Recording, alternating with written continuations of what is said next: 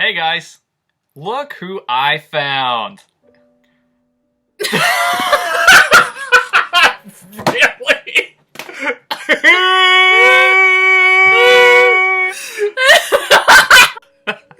Okay, so we've kind of composed ourselves. Emphasis on kind of. This is take, I don't know how many. Oh gosh. Anyway, so I wanted her to be in it because she was in my dream. And so we wanted to do this study together. And it's part 3 of my other dreams that I had. So this is the last video of it. And you had it on November 9th, yeah. Okay. So I'm going to kind of read through it. So I remember there was water, and Kristen and I were on a beach. And we were getting ready to go into the water, but I needed, for whatever reason, to get some buoys. And buoys that are, like tied with the rope, that's what I needed to get. And like the kind lifeguards throw out? Or? Yeah, it's similar to that. Okay. And it's the same idea. And to the side of the beach, there was a shack there. And so we went into the shack, and when we got into the shack, this wasn't a small little place. Like, it was extravagant. And it was filled with rooms. It was large. And I remember thinking, this doesn't look like a shack now that we're in here. And we're searching and trying to find the buoys. We can't find them. And then I finally turn the corner, and then there's a whole stack of them. So I grab it, and then we walk out. And then when we get back outside, when we were there the first time, the weather was fine. It was nice, it was sunny. And then when we come back out the second time, the waves and everything are choppy. It looks like there's a huge storm. And then in the distance, I see this really expensive yacht. And it's stuck in the choppy water. And then I see it going into one of those storm drains, those giant storm drains. And I can see it going in there. It's starting to get stuck, and it's continuing to get beaten and beaten and beaten by the waves. And I know there's somebody on this boat. And so while I'm watching it, watching the waves hit, it continues and continues. And then finally, it's like everything stops. And I see a crane then go in, grab the boat, pull the boat out. So the boat is just dangling. And then I see the guy, and the guy is safe. And then that's all I remember of that dream. And so we wanted to kind of just touch on it a little bit, because some of the features that stood out was the choppy water. That was number one. And then the second part was the shack. And, it had a ton of rooms. It was huge inside. It was like a mansion inside. And yeah, when he said it had a ton of rooms, it made me think of the mansions that Jesus is building for us. And that's in John 14:2. And it says, "In my Father's house are many mansions. If it were not so, I would have told you. I go to prepare a place for you." And when you look at the Greek of that verse, mansion actually translates to room. So in the Greek, room means mansion, not literally like a mansion like we think of in America. So he could have actually been, the shack would represent heaven, and the rooms would be, separate areas for believers. Once we get up to heaven. Right. The yacht getting stuck in the storm drain, and then the crane pulling it out, the person was fine that entire time. So, and also while all this was going on, we never stepped foot into the water. That was the whole point of us being there, was to get into the water the whole time we were dead. And I thought that was interesting, because I'm thinking, why aren't we on that yacht? Because I thought the yacht would represent Noah's Ark. Right. Unless it represents possibly something more related to people in tribulation. Right. Like, we were already taken out and put into the shack. Right. While people are in tribulation, in the sea of tribulation, the waves are pounding on them, and that you were just witnessing the tribulation. Right. And it could also represent just the tribulations in our day-to-day life. We have tribulations that come our way. At times, the waves seem unbearable, they hit us in all directions, and the key point of it is we don't drown because we have faith, and we have faith in Jesus Christ. And one of the verses, John 16:33, it says, "These things I have spoken unto you, that in me ye might have peace.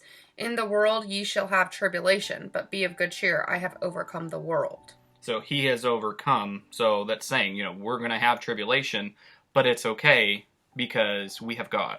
He's going to be there. And then also we want to switch over and go to Matthew 8. Our faith is what calms that storm. Right. Our faith is what calms those waves. Right. We just have to trust in him. We have to put our full faith into him. Okay, so Matthew 8:23 through 27, it says, "And when he was entered into the ship, his disciples followed him." This is Jesus. "And behold, there arose a great tempest in the sea, insomuch that the ship was covered with the waves, but he was asleep. And his disciples came to him and awoke him, saying, Lord, save us, we perish. And he saith unto them, Why are ye fearful, O ye of little faith? Then he arose and rebuked the winds and the sea, and there was a great calm. But the men marveled, saying, What manner of man is this, that even the winds and the sea obey him?" So here Jesus actually equated fear with, or little faith with fear. So anytime we fear, we have a little faith. And so I wanted to touch also and just kind of do a little more emphasis on faith and just kind of pull just a couple people that popped into my head out of the Bible that exude having faith. And one of them was Abraham. And, it's there's that verse, his faith was counted for righteousness. I believe that's Genesis 15:6. And, he was even going to sacrifice his own son.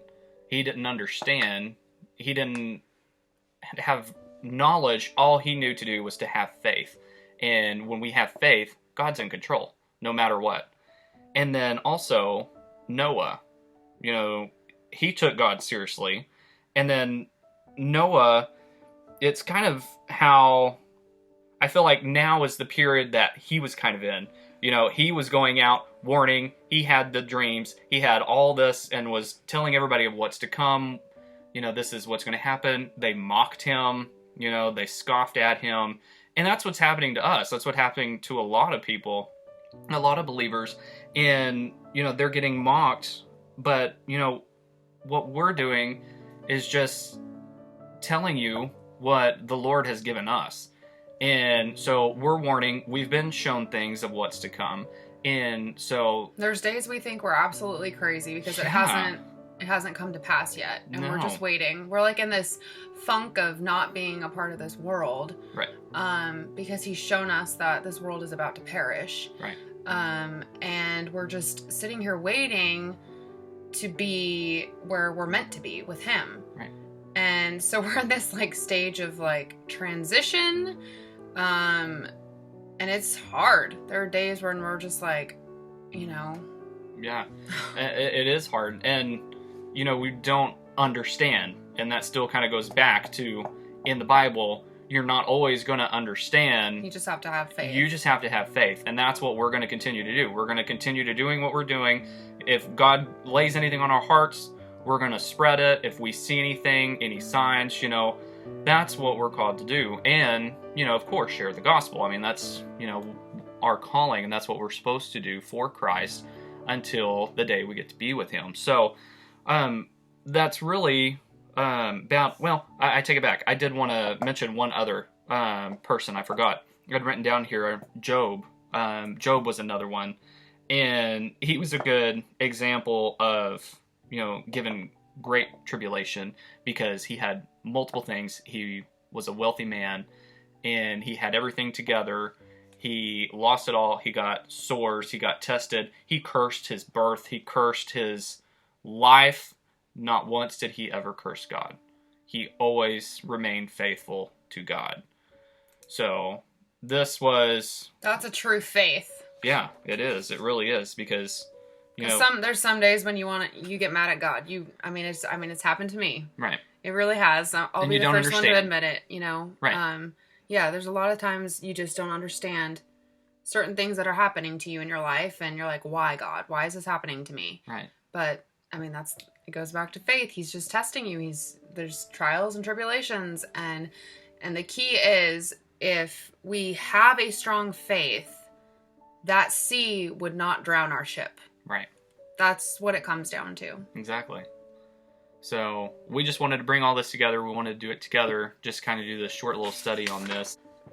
All right, so thank you guys. It's always a blessing to be able to share videos with you and always hear your feedback and your interpretations, and just visit with you about it. So just thank you. Yeah, we'd be curious, like, your interpretation on, like, who the man on the boat was, and right. why we didn't actually go into the water. We didn't go into the tribulation. Right. We went into the shack.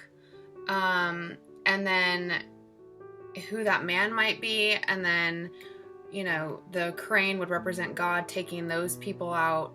Not drowning. Like the tribulation saints, possibly. Yeah. I'm not sure. There's lots of different things. Just be curious to know what you guys think. Yeah, so definitely let us know below. Love you guys. Take care. Good night.